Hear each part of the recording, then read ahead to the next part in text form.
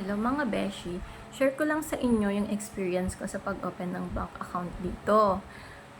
According naman sa mga kaibigan ko, sa ibang mga cities naman, okay naman sila, nakakuha sila kaagad. Pero sa akin kasi yung experience ko dito sa Fujian, dun sa countryside, malapit dun sa bahay, ayaw nila akong bigyan ng bank account kasi binibigyan lang daw nila dun is yung mga may permanent residency na daw na foreigner. So, nag-try kami dito sa city. Pare-pareha sinasabi nila doon. Tapos, fraud-prone daw ang Fujian. Kaya mahigpit daw sila sa pag-i-issue ng bank account, lalo na sa mga foreigner. And then, dito sa city, sa Nanan, nag-try kami ng ABC Bank. Tapos sa ABC Bank na yun, ang dami kong finil-upan. Tapos, kinuha nila yung mga IDs ko. And then, nag-CI pa sila sa shop. May pumuntang representative ng bangko, nag-picture-picture doon, picture-picture kami. Tapos may inaantay pa daw silang police report. Ganyan, kung anik-anik. Tapos, after ilang buwan, wala pa rin. Nakailang follow-up na kami ng asawa ko. And then, nung last na nagpunta kami, ang sabi, mabibigyan daw siguro ako. Hindi pa sure mabibigyan daw siguro ako pero passbook lang, walang ATM. Hindi rin ako makakonect sa mga online. Halimbawa, sa Alipay, sa WeChat Pay, ganyan, hindi daw. So, parang nadismay ako. Tapos yun, dahil na-visit na kami ng asawa ko, hindi na kami bumalik para mag-follow up. Pero kahapon, naisipan naming dumaan sa ICBC. At yun nga, nagulat kami kasi pagdating pa lang dun sa front desk, sabi ng asawa ko, kuha ng bank account para dito sa asawa ko, sabi niya, foreigner, sabi niya. Agad-agad lumapit yung front desk dun sa kabilang teller. Tapos yun, hiningi lang yung passport ko. Tapos, pina-fill up na ako ng form. Tapos, nakatulong din na nakakaintindi na ako kahit papano. So, nakakausap ko na rin kahit papano yung teller. Tapos, ang kagandahan pa, yung form nila is merong English translation. So, hindi ako nahirapan mag-fill up ng form. At yung pasulat nila sa akin is English din. Doon kasi sa ABC, walang English translation yung form nila. Tapos, pangalan ko lang ang English na Tapos, yung nag-fill up sa iba is yung asawa ko na, yung mga address, ganyan-ganyan. Pero dito sa ICBC, ang galing. Isang form lang finil upan ko. Tapos, meron lang dalawa na parang yung mga lang yun siguro, yung mga, ang tawag doon, disclosure agreement, mga ganyan-ganyan. Yun, pirma lang naman yun. Sulat dito naman, pirma is yung pangalan mo lang, 'di ba? Hindi nila alam yung signature natin sa Pilipinas eh. Pinapasulat lang nila yung buong pangalan mo. Tapos kung ano yung nakalagay doon sa passport nyo, yun ang susundin ninyo. Kasama yung middle name. And then, TIN number. Hinahanap nila TIN number. Naghahanap nga sila ng national ID kaso. Sabi ko, wala. Sabi ko, passport lang gamit ko. Sabi ko, wala akong national ID. Pero ang totoo, meron. Kaso lang, nahiya kasi akong ipakita kasi ang pangit ng national ID ko. Alam niyo, yung pinrint lang siya sa computer. Tapos lang.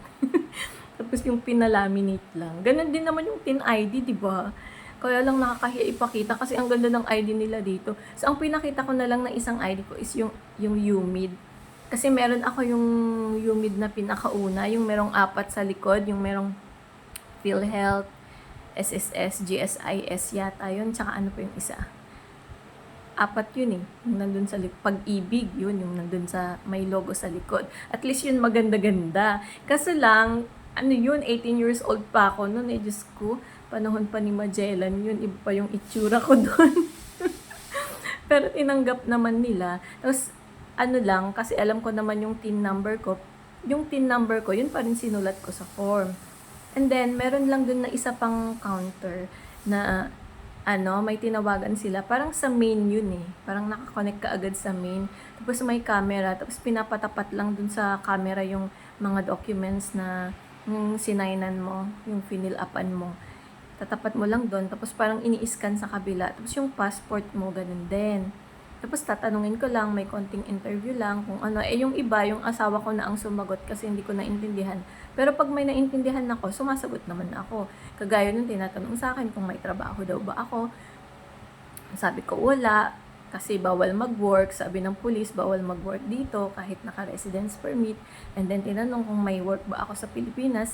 Dati, sabi ko meron, pero ngayon wala na. Tapos yung asawa ko, sabi din niya, magto 2 years na, wala siyang work. Ganyan kasi simula nung nandito siya sa China, bawal naman mag-work, so wala siyang work ngayon.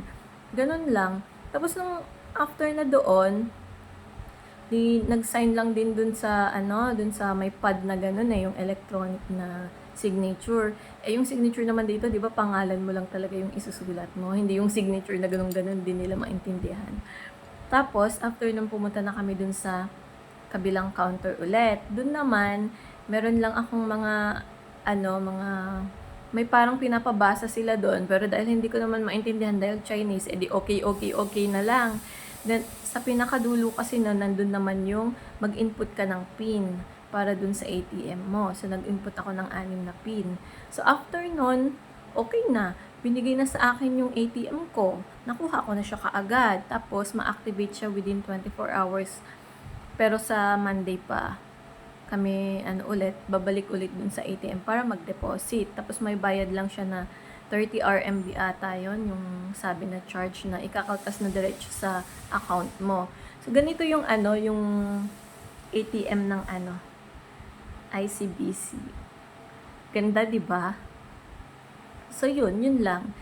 Pero sa ibang mga city, madali lang makakuha kahit sa ABC kasi may mga ibang friends ako nakakuha sila sa Sichuan, ganyan sa Pero dito sa Fujian, pinaka the best ata ICBC. Basta i-try nyo, pinakamabilis ICBC kasi parang sanay na talaga sila sa mga foreign na client. So yun lang.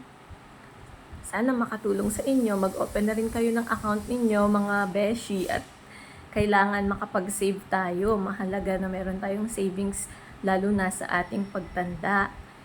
So, yun lang. Kung may tanong kayo, message nyo lang ako at sasagot naman ako. Bye-bye!